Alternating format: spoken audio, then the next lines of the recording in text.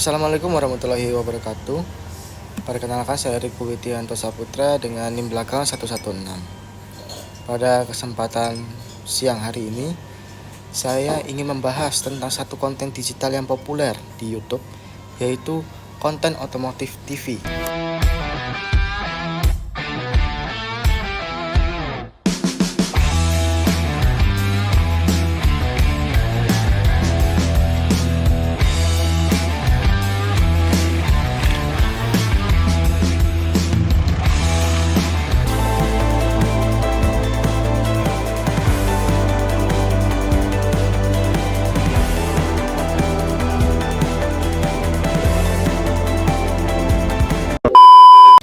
Konten ini biasanya berisi review mobil atau kendaraan-kendaraan, test drive, perbandingan kendaraan, hingga liputan pameran otomotif.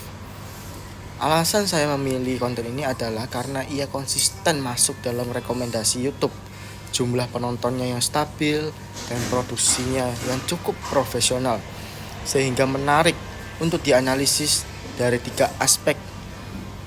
Yang pertama ada audience feed analysis, ekonomi, politik, media, dan feminisme. Yang pertama, saya akan mulai dari audience feed analysis. Konten otomotif TV di YouTube memiliki audiens yang sangat spesifik. Dari komentar, demografi penonton, serta pola rekomendasi YouTube, dapat dilihat bahwa mayoritas penontonnya adalah laki-laki berusia antara 18 sampai 40 tahun. Biasanya mereka memiliki ketertarikan tinggi pada teknologi kendaraan, perkembangan industri mobil, atau sedang mempertimbangkan untuk membeli kendaraan baru. Algoritma YouTube memainkan peran besar dalam kesuksesan konten ini. Setelah seseorang menonton satu video review kendaraan, YouTube akan otomatis mendorong video serupa ke homepage mereka karena sistem membaca bahwa pengguna tersebut tertarik pada otomotif. Thumbnail yang dramatis seperti mobil baru hanya 150 juta atau diklaim paling irit di kelasnya membuat click-through rate yang tinggi, sehingga sistem semakin memperkuat penyebaran konten tersebut. Dengan kata lain, popularitas konten otomotif saat ini merupakan kombinasi antara minat spesifik audiens dan strategi visual yang sangat algoritma dan friendly. Masuk ke aspek kedua, yaitu ekonomi politik media. Konten otomotif di YouTube tidak hanya berfungsi sebagai hiburan atau informasi, ia juga bagian dari ekosistem ekonomi yang besar.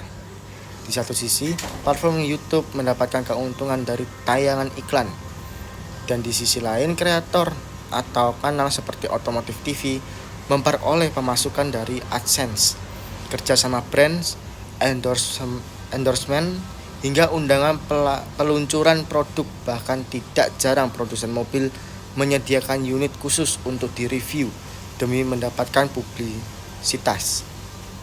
Relasi ekonomi ini menciptakan situasi yang sangat menguntungkan antara produsen, kreator, dan platform. Namun di balik itu ada potensi bias. Ketika sebuah kanal terlalu bergantung pada sponsor atau brand tertentu, ada kemungkinan konten review menjadi tidak sepenuhnya objektif.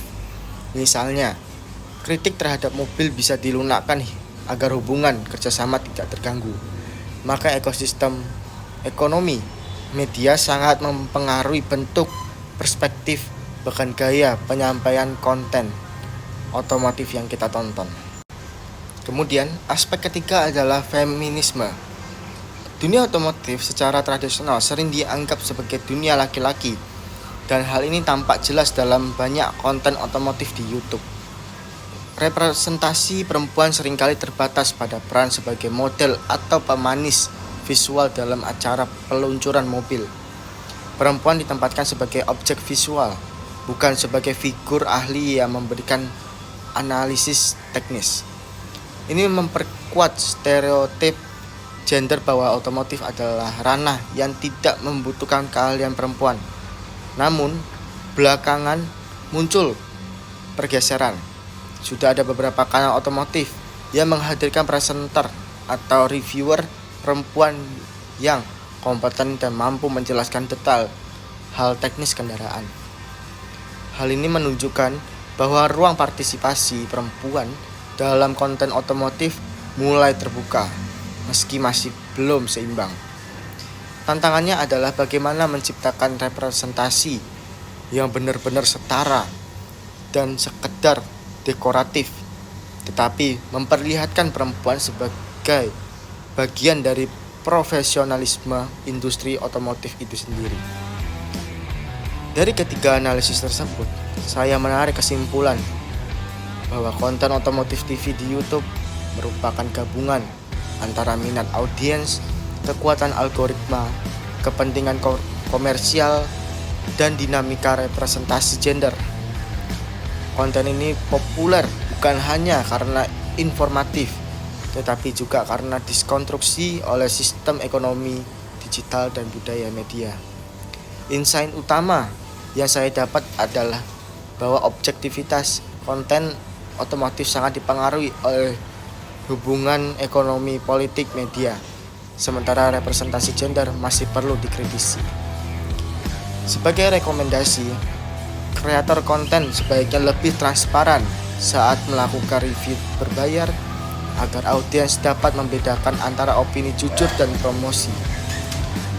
Lalu kehadiran perempuan sebagai reviewer atau analis teknis perlu diperluas, bukan hanya demi representasi tetapi untuk memperlihatkan bahwa kompetensi di dunia otomotif bersifat universal.